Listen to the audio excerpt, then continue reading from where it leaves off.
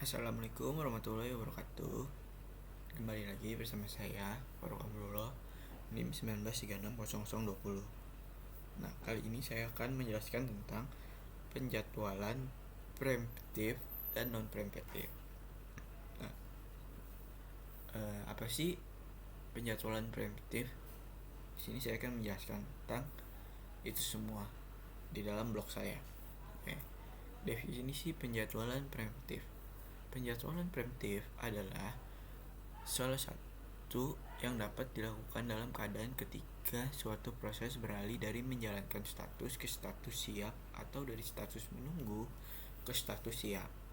Di sini sumber daya atau siklus CPU dialokasikan ke proses untuk jumlah waktu terbatas dan kemudian dihapus.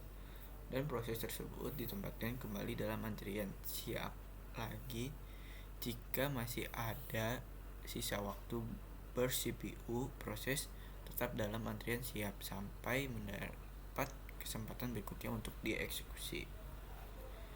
Jika proses dengan prioritas tinggi tiba di antrian siap, ia tidak harus menunggu proses saat ini untuk menyelesaikan waktu burstnya. Sebagai gantinya, proses saat ini terputus di tengah pelaksanaan dan ditempatkan dalam antrian siap sampai proses dengan prioritas tinggi memanfaatkan siklus CPU.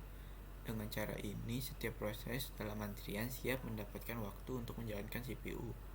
Itu membuat penjadwalan preemptif fleksibel, tetapi meningkatkan overhead beralih proses dari menjalankan negara ke status siap dan ayat.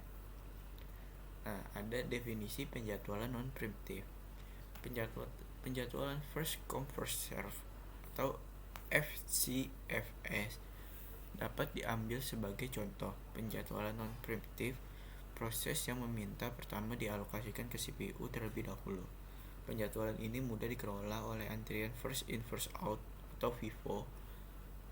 Jika ada proses datang dalam urutan sebagai P1, P2, dan P3, maka kesempatan pertama diberikan kepada P1. Setelah selesai, P2 akan mengeksekusi. Ketika P2 selesai, P3 akan dieksekusi. Perbedaan kunci antara penjadwalan preemptif dan non-preemptif. Yang pertama, ada perbedaan mendasar antara penjadwalan preemptif dan non-preemptif adalah bahwa dalam penjadwalan preemptif, CPU dialokasikan ke proses untuk waktu yang terbatas, sementara dalam penjadwalan non-preemptif, CPU dialokasikan untuk proses sampai ia berakhir atau beralih ke status menunggu. Yang kedua, ada proses eksekusi. Dalam penjadwalan preemptif terputus di tengah eksekusi, sedangkan proses eksekusi dalam penjadwalan non-preemptif tidak terputus di tengah eksekusi. Yang ketiga, ada penjadwalan preemptif memiliki overhead untuk mengalihkan proses dari status siap ke status sedang, phase ayat, dan mempertahankan antrian siap. Di sisi lain, penjadwalan non-preemptif tidak memiliki overhead untuk mengalihkan proses dari menjalankan status ke status siap. Yang keempat, ada dalam penjadwalan preemptif, jika suatu proses dengan prioritas tinggi sering tiba dalam antrian siap, maka proses dengan prioritas terendah harus menunggu lama dan mungkin harus kelaparan. Di sisi lain, dalam penjadwalan non-preemptif, jika CPU dialokasikan untuk proses dengan waktu burst lebih besar, maka proses dengan waktu burst kecil mungkin harus kelaparan. Yang kelima, ada penjadwalan preemptif cukup fleksibel karena proses kritis diperbolehkan untuk mengakses CPU ketika mereka tiba di antrian siap, tidak peduli proses apa yang sedang dieksekusi saat ini. Penjadwalan non-preemptif adalah kaku karena bahkan jika proses kritis memasuki antrian siap, proses yang menjalankan CPU tidak terganggu. Yang keenam dan yang terakhir, ada penjadwalan preemptif adalah asosiatif biaya karena harus menjaga integritas data bersama, yang tidak demikian halnya dengan penjadwalan non-preemptif.